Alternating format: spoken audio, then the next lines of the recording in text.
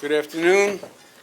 It's my pleasure to be here today. I'm joined to my left with the Commissioner of Labor, Roberta Reardon. To my right is the General Counsel to the State of New York, Alfonso David. The topic today is the minimum wage, and it couldn't be more appropriate.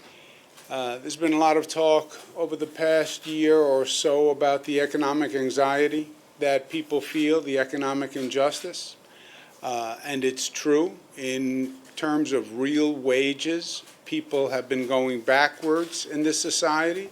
Working men and women have been going backwards. Middle class have been going backwards.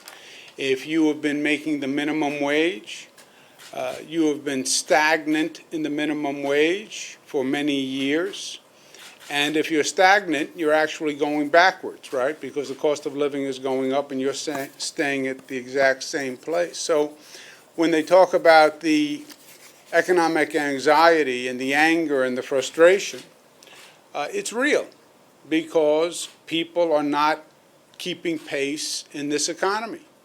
And the income inequality is getting worse than ever. There's a polarization of wealth. The rich are getting richer. And the middle class and the working families are falling further and further behind. So what do you do about it? Well, you need a multi-pronged strategy. You have to get jobs that pay the middle class, retraining for middle class workers. We're getting advanced manufacturing jobs back in the state that pay a higher wage. And you have to raise the people on the bottom, and the best way to raise the people on the bottom is by raising the minimum wage. There are a lot of myths about minimum wage workers. The common myth is, well, a minimum wage worker, that's just a young person who's working in a hamburger place and it's their first job. That's actually not true. Over 50% of the people making minimum wage are over 35 years old. 40% of them are either married or have a child. There are 730,000 people in the state of New York who are making a minimum wage. And just to put it in perspective, if you are a minimum wage earner and you have 2 children who you are supporting, you are below the poverty line. How can you have a minimum wage that the state sets when you know if a person has 2 children, they're below the poverty line, which means that you then subsidize them with government programs, food stamps, AFDC, etc. So really, it's a government subsidy for a private sector corporation, which is entirely absurd. So we passed a law last year that raises the minimum wage to $15. It is phased in over a period of time. This December 31, the first phase-in went into effect. It is at different levels across the state, so it's a little complicated to follow, and we want to make sure everyone knows what it is. In New York City, if you are a quote-unquote large business, large being defined as 11 employees or more, the minimum wage went to $11. If you are a small business, small defined as 10 employees or less, $10.50. If you're a business located in Long Island or Westchester, the minimum wage goes to $10. If you are in the remainder of the state, it goes to $9.7. Now understand the current minimum wage is $9, so it would be $18,000 a year, basically. When it goes to $15, fully phased in, that will be an income of about $30,000 a year. So it's a dramatic difference for a family. We have a 1-800 number for people who are confused, be they employees or employers, 1-888-4-NYS-DOL, standing for Department of Labor.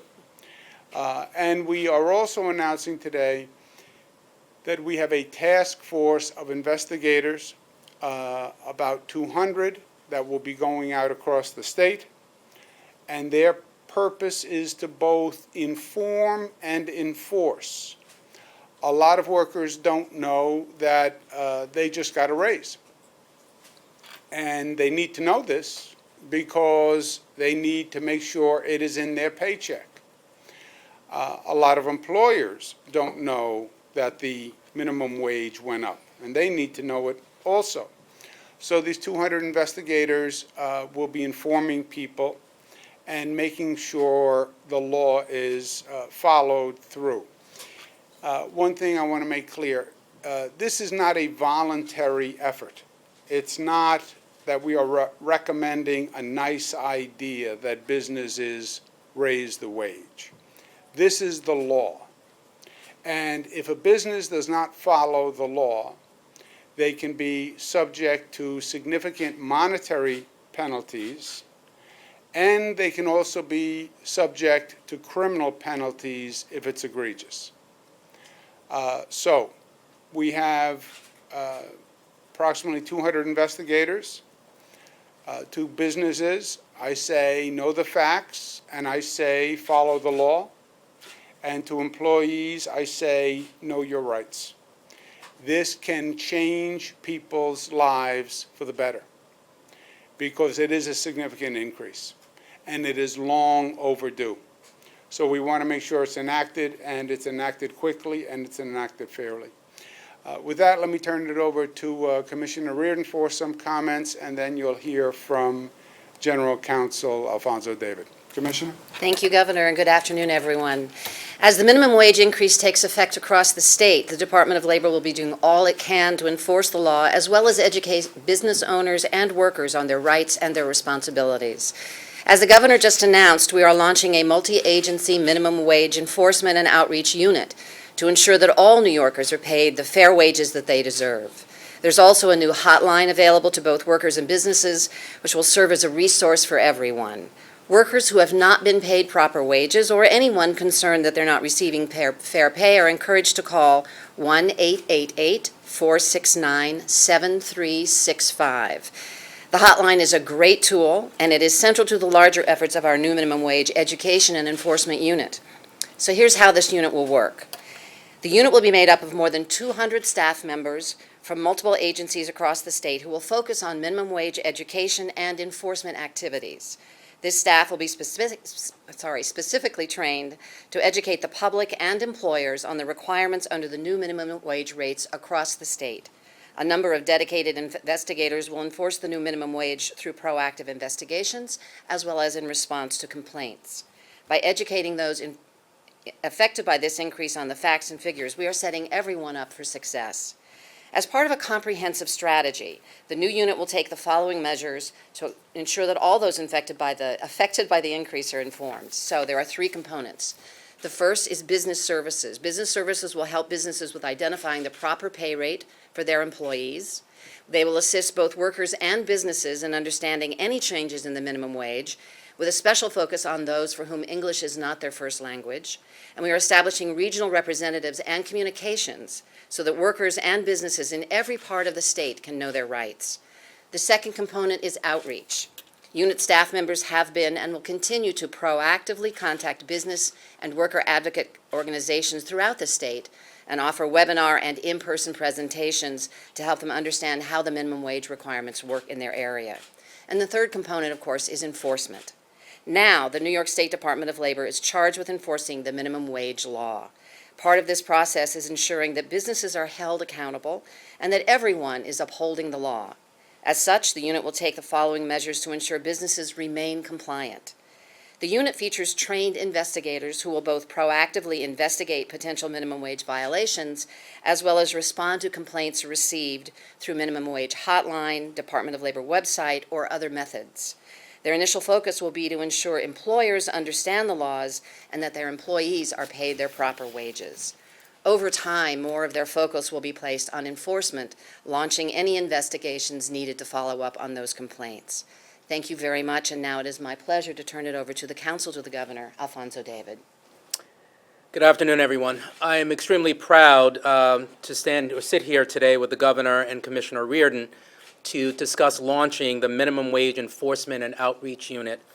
This unit expands on the governor's ongoing efforts on behalf of all workers throughout the state, and specifically focusing on protecting the disenfranchised.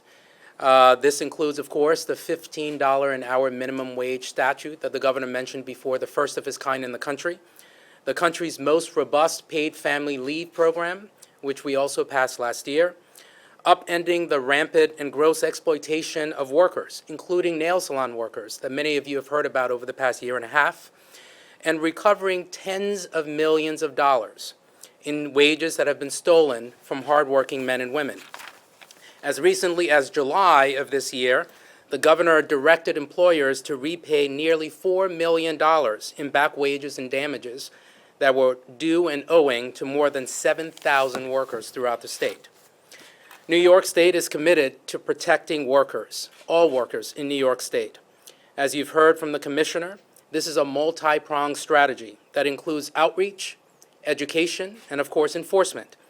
In New York, we believe that anyone who seeks to build a better life for themselves should be able to do so, and we will do everything in our power to ensure a fair day's pay, for a fair day's work. We've made significant progress in our work so far to protect workers' rights, and today is just another step to ensure that workers are fully protected in all of New York. With that, I turn it over back to the governor.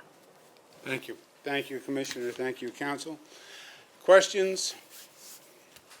Juliet? Yes, Governor, what about restaurants and their parking garages who say they're going to tack on this fee to accommodate this increase, this wage increase? Well, then they will lose to a garage or a restaurant that doesn't tack on a fee, right? At one point, the market works. Increasing the minimum wage is not new. It has been a long time between increases, but the market will adjust, and the market is competitive. And basically what they're saying is, well, we'll increase our prices. Okay, and then you'll lose business to people who don't increase their prices. This is a fair increase. The way we got to $15, by the way, is if you took the last minimum wage increase and just adjusted it to inflation, you would be at $15. That's where we got the $15 from. So it's a fair wage. Is that legal for them to tack on that, because they indicate labor rate or something like that, they even label it as such? Well, is it legal? Basically, they're saying they're raising their rate. They can call it a labor rate, they can call it a cost of food rate, rent rate, they can call it whatever they want. They're just raising their rate, and then it's the market and the competitive nature of the market. Will this be zero tolerance for employers, or will they have a chance to clean up their act? You know, it depends if it's a law, right? So, and there are criminal sanctions under the law. Criminal sanction requires a mens rea. You had to know what you were doing. You had to purposely break that law. This is a transition period. I think part of what we're trying to do today is some employers may just not be aware. I know many employees are not aware, so the employee is not asking for the raise. The employer didn't know about it. That's a mistake. There are civil penalties for a quote-unquote mistake. You repay the amount of money. There are also penalties that could be imposed. But if it is egregious, it's a crime, right? At one point, it's larceny. You're stealing money from the employees. So it depends on the factual circumstance. Where we are now, I think it's more a question of informing people and people making mistakes because they didn't know. Are you going to be going from like business to business, or are you going to be folding like community-wise to get the education element out there? We'll do it any way people want us to do it. We have webinars available. You can go on the DOL website and ask to have a presentation done. We're reaching out to community groups, business groups, labor unions. Our main purpose is to make sure that everybody owning a business or working in a business understands what their rights are. Yeah. And But again, look, it's not that complicated, right? The chart behind us explains it. What is somewhat complicated about this law is it's different in different parts of the state. And in New York City, it depends on whether you're in a quote-unquote large business or small business. But it's fairly self-explanatory. It went into effect December 31, and those are the rates, and that is the law, and that's what you're supposed to be earning as a minimum wage employee, and that's what you're supposed to be paying as an employer. I just have another question. Can you talk a little bit about your decision to commute the sentence of Judith Clark? Yeah. Let me take off topic questions as soon as we finish this. Okay. Governor, if somebody's undocumented or they're not unionized, could they take advantage of this raise? This is the law across the board. It applies to everyone. Is there an estimate of how many people will benefit from this increase? 730,000 minimum wage workers in the state of New York. We estimate 250,000 people will be raised above the poverty level by this increase. So it is phenomenally consequential. Just think about that, 730,000 people, 250,000 people out of poverty. And think about the inverse, which is particularly perverse. You have companies that pay a minimum wage that is so low, the worker and their family are below the poverty line, which means they qualify for government benefits. Some estimates are the government benefit package is as much as $6,000 for a family of two, right? Because you're paying for health care, et cetera, food stamps. So the company pays $18,000. Government subsidizes $6,000, which is really a direct subsidy to that corporation because the minimum wage was not enough to raise the worker out of poverty. Why should the taxpayer be subsidizing a corporation's employees and a corporation's profit margin with tax dollars? I mean, it really makes no sense. When you kept the minimum wage that low for that long, you were just using government money and government programs to subsidize private sector corporations. That's all this really was. How is it after the 1250 state, the state of New York, how the indexed part of it is going to work? How that's going to be determined? There's a schedule, a set schedule that gets every region to 15 over a period of time. The cost of living is expensive, the cost of doing business is expensive. What kind of fallout do you expect among small businesses, not corporations, but those more mom and pop restaurants where this increase will impact them? Well, that's why we deliberately took that into effect with the phase-in schedule. So if you're a small business, you were currently paying $9, you've been paying $9 for many, many years. It now goes to $10.50. So it's a $1.50 increase for a small business. We believe a $1.50 increase is negligible and that a small business can pay that increase without a dramatic effect on the small business. And that's why you see different levels for big business, small business, and that's why you see, frankly, different levels around the state. The upstate economy is not as strong as the downstate economy. We're working very hard on the upstate economy, but it's just not what the New York City economy is. So it's one rate in New York City, a different rate, lower rate in upstate New York, and a third rate in Long Island, Westchester, which reflects the variance in the strength of those economies. Will this task force focus mostly in New York City first and then spread out, or is this all throughout the state? Statewide.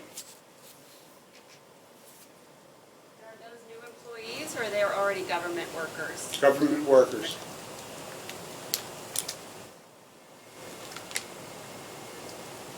Any other on-topic questions? How do penalties work? How do the penalties work? If somebody is not in compliance, an employer, for a specific period of time? Is there a specific period of time and then sanctions are imposed, or? Was it a mistake, or were you purposefully, egregiously violating the law? What scenario? Well, your actions. It's what you did, Juliet. Was it a mistake, or did you know the law and you were just flouting the law and abusing your employees? But who makes that determination, the investigator?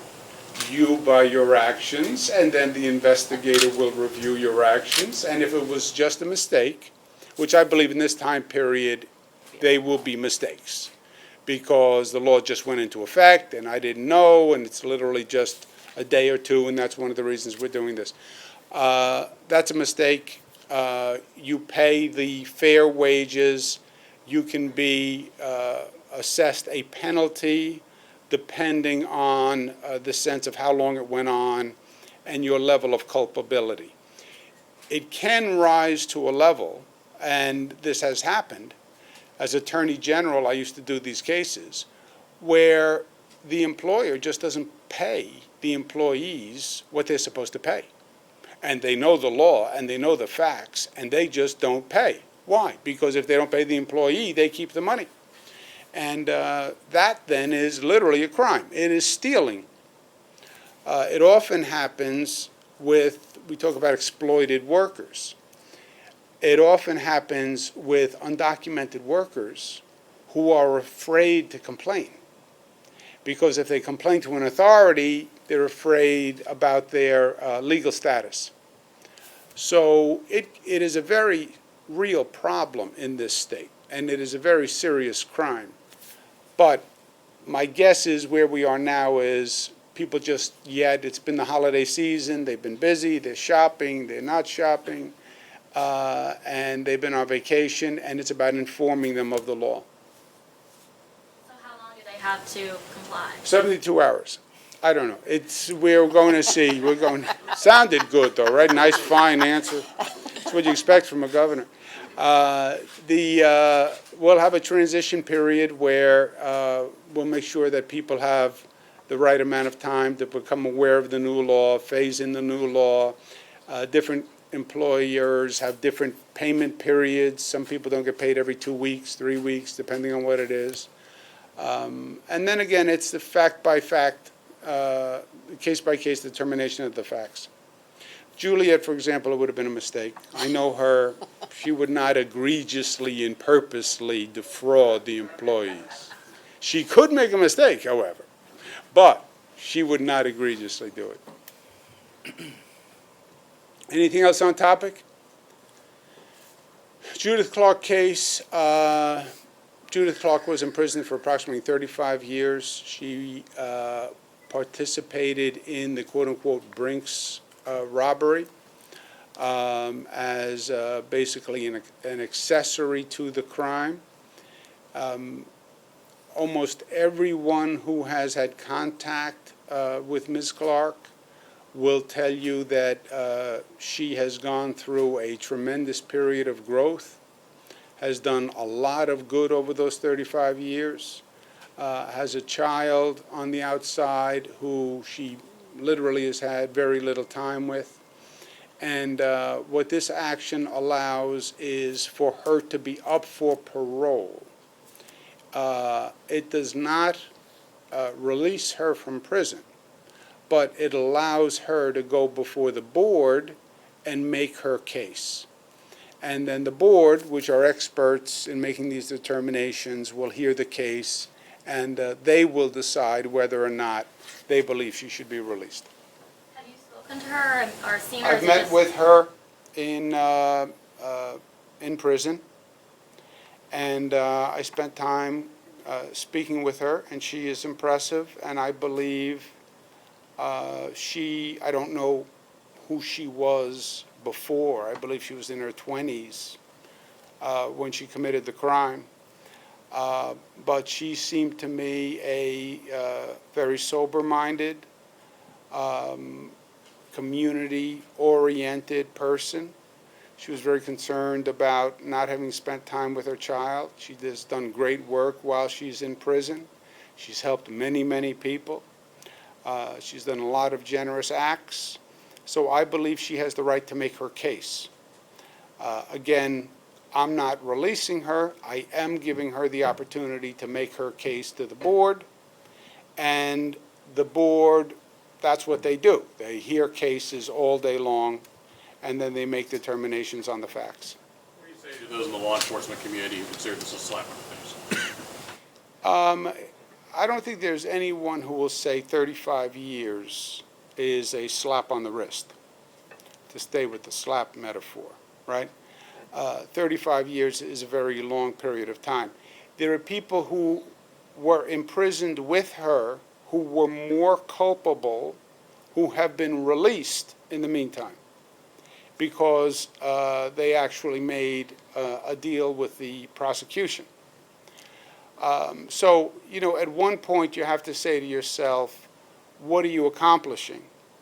And was this actual fairness here? Ms. Clark did not pull a trigger. You know, there's a difference between being a 20-year-old accessory and actually being a purposeful murderer. That's not what we're talking about here. And again, she will be eligible to go before the board and make her case. I hadn't made that determination to release her. The board will, if they believe she's eligible. I don't think anyone can question that. By the way, one of the family members from one of the officers who was killed basically said, after 35 years, for her role and her culpability, he thinks that, in not so many words, that she should have the opportunity to join her child now, who's now a grown-up, and spend some time with them. Governor, hi. Can you speak a little more, please, to the retirement of Chairman Prendergast, maybe what you're looking for in a successor and who that successor may be? Chairman Prendergast was an extraordinary public servant. He is an extraordinary public servant.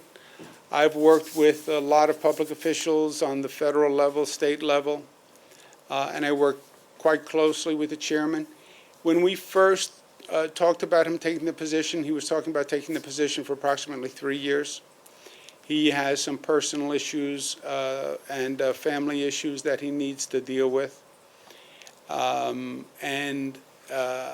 He has done an extraordinary job during that period of time. The MTA is probably one of the toughest jobs in the state. It is every day. It is 99% bad news. Subways are late, subways get stuck. You know, it's not a lot of good news coming at you when you're the MTA chairman, except the Second Avenue subway. That was probably the lone exception. And some of it is really especially grueling. I've been with Tom at scenes of train accidents where people have died. And you see that up close and personal. It takes a toll on you. And I've been there with him. He is, in terms of his expertise, his proficiency, his dedication, he's second to none. The challenge of getting this Second Avenue subway done on time was extraordinary. You know, to meet the deadline. The deadline was set back in like 2009. I believe when they set the deadline, they probably said, let's pick a date when none of us are here, and let's pick that date. And they came up with January 2017. But we wanted to stick to the deadline. And I can tell you when we started, none of the contractors believed that we could make it. And the effort was superhuman and extraordinary. If it was done just in the private sector, it would have been extraordinary. To do it in a government context with all that bureaucracy and all that paper and all those levels, and to get it done, and to get it done well. I mean, it is a beautiful accomplishment. I was there yesterday. I mean, people who were coming out to see it. People who had suffered, it's the beauty of New Yorkers, they are so resilient. People who had suffered through years of construction walked into the subway station, and it was like just gone. And they were happy, and it was worth waiting for, and it's beautiful. So he is, I can't say enough good things about him, obviously. I don't know how, I don't think you can fill his shoes. I don't think you find another Tom Prendergast. But we'll be looking for an operator of a transit system who's an operator, also a developer, because a lot of what the MTA does is also build, especially under our scenario. We're building on the Long Island Railroad, Penn Station, Farley Station. So it's a difficult mix of talents, a top-tier manager-operator, and you have to be familiar with development, which is a totally different area of expertise. How quickly do you hope to name a